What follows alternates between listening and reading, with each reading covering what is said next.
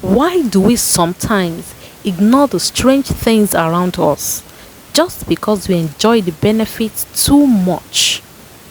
And this is a story of a mysterious woman popularly called Mama Caro, who cooks deadly and delicious pepper soup in Port Harcourt.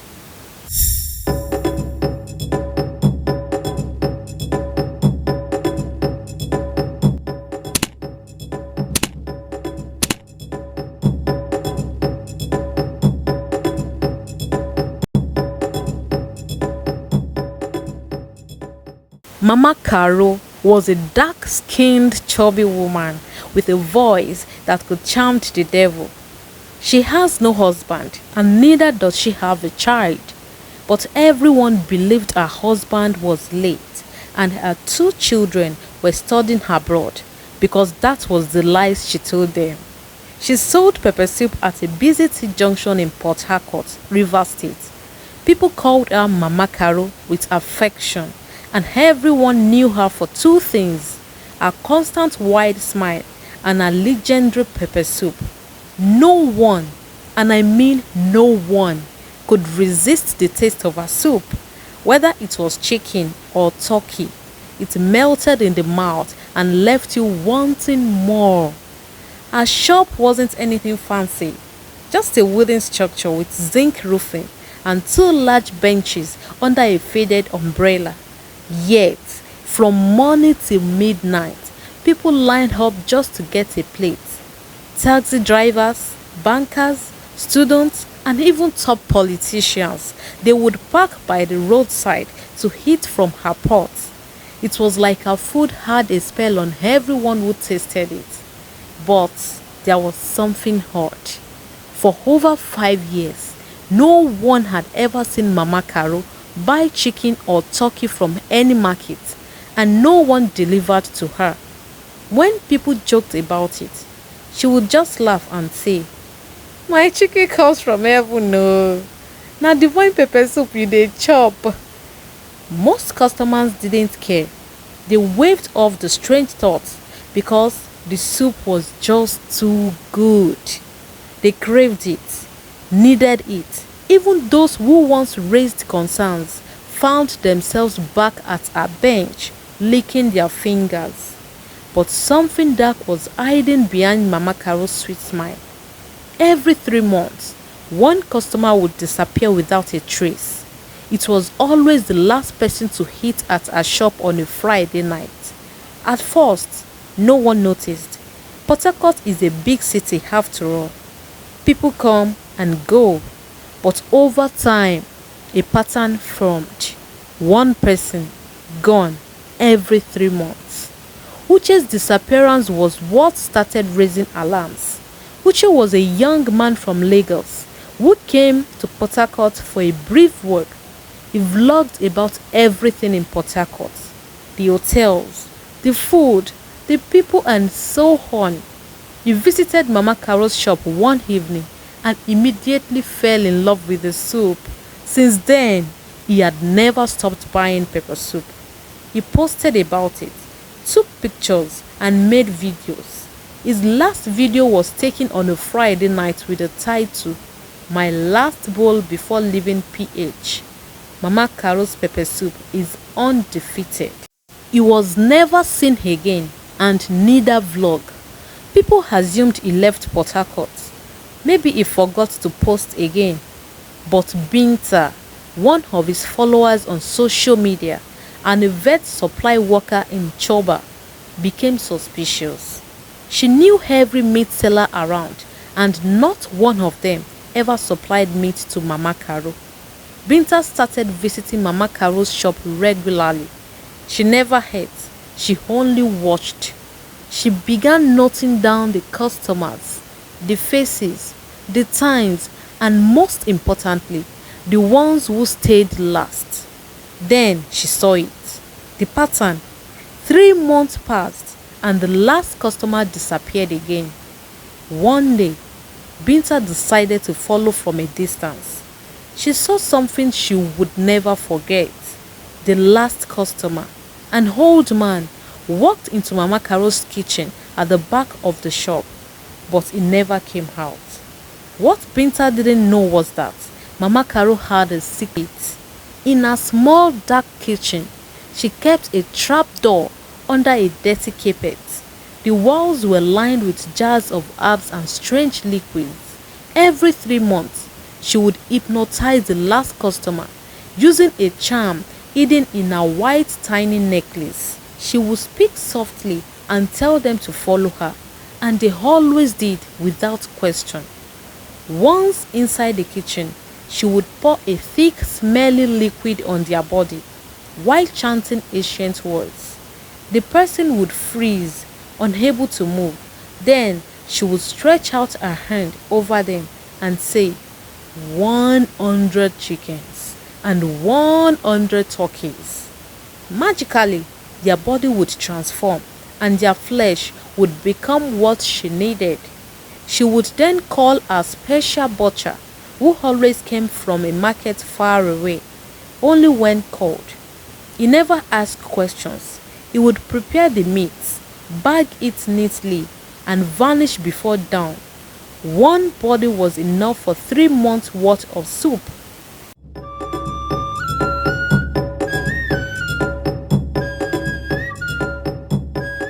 But Binta wasn't alone anymore. She had told her friend Kabir, and Kabir told Amira, a young journalist known for chasing dangerous stories. Together, they planned a trap. Amira volunteered to be the bait. She visited the shop daily for a week, pretending to love the soup, but she never tasted it. She would only buy the pepper soup and sit there, chatting on her phone to wind away time. She charmed Mama Caro with compliments and fake laughter. When the last Friday of the 3rd month arrived, she made sure to be the last customer. As expected, Mama Caro smiled and invited her into the kitchen. Amira acted dizzy, like she was already under the spell. But in her shoe, she had hidden a small tracking device and voice recorder. Kabir and Binta were nearby, watching and listening to every word through the voice recorder transmitter. Inside, Mama Caro pulled out her charm and began to chant. Amira felt dizziness, but she fought it. When the woman lifted the jar of enchanted liquid, Amira screamed loudly, "Help! Someone! Help!" Kabir and Binta stormed in with the police, who had been alerted to the plan. They caught Mama Caro red-handed. The butcher had just arrived and was frozen in shock. He had decided to arrive earlier than usual that night, but then he met with his fate. Amira shouted and pointed at the butcher. "This is a butcher. He works for her." The butcher shouted in return, "Ha! I know nothing, no." The police uncovered the trapdoor. Inside, they found horrifying remains, bones, hair, and even personal items like wristwatches, shoes, and bracelets. The truth hit everyone like a thunderbolt. The butcher and Mama Caro were arrested that night in front of a pepper soup shop. Her face, once admired, was swollen with confusion and anger. People gathered, many in disbelief. Some cried, not for her, but for the realization that they had been eating something too horrible to say out loud. The police cordoned off the area, pushing people back, but whispers moved through the crowd like wildfire. A few people threw stones. One woman screamed in tears, "So I hate my brother here." No one could confirm if it was true, but at that moment it didn't matter. The damage was done. Some minutes after the police left, angry residents shut down the once beloved T-Junction shop and destroyed it. Mama Caro didn't say a word during the ride to the station. Her eyes stared blankly out the window, and at every interval, she muttered strange words no one understood. The butcher was only crying and begging the officers at intervals, saying, "I know nothing about this. Please, I only come to cut the chicken and turkeys for her I don't know anything, please. The news hit the city like thunder. Blogs, radio stations, social media, everywhere. People were talking. While in prison awaiting trial, Mama Carol fell terribly ill. She refused food. She lay coiled on the floor, whispering to herself, her eyes growing hollow. Sometimes she laughed without reason. Other times she screamed through the night. One female officer swore she heard a voice answering her back, but when others came, there was nothing. Amira visited her once, just once. She stood outside the cell, looking through the bars. "Why?" she asked. "You had everything. Why would you do this?" Mama Carol smiled, her lips cracked and dry. "Because they loved it. They begged for it. I only gave them what they wanted." "But they didn't beg for human flesh. Why have you been deceiving them?" Amira asked cautiously. Mama Carol stared at her, then turned back to sit. She never answered her again. And then Amira left. Soon, her skin began to rot. Her once glowing face turned dark and flaky. She begged to die, but death did not come quickly. Doctors found nothing physically wrong, but her body was shutting down. It was like she was being drained from the inside out. Her hair began to fall out in patches.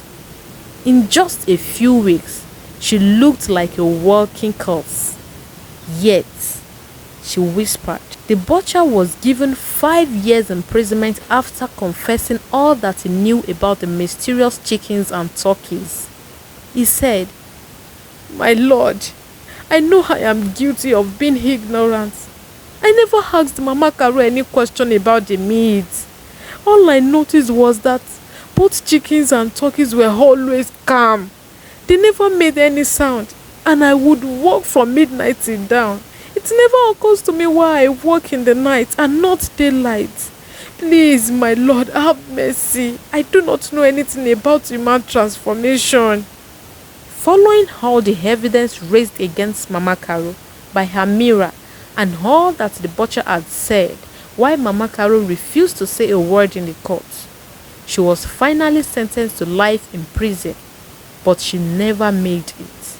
2 days before her transfer, she escaped, or so they thought. Her cell was found opened. The walls smelled with strange marks. The only thing left was a wrapper lying on the floor and a pool of thick, dark liquid. Her escape caused panic again. Was she dead? Had someone helped her? Nobody knew. But a week later, a strange sight appeared at the T-junction where her shop once stood. It was Mama Carol. She had unexplainably crawled back to the same junction, homeless and abandoned. She sat under the street light, smelling the dust, weeping and begging for alms, but she seemed invisible to all. She eventually died after suffering from a terrible sickness. She had returned to die where it all began.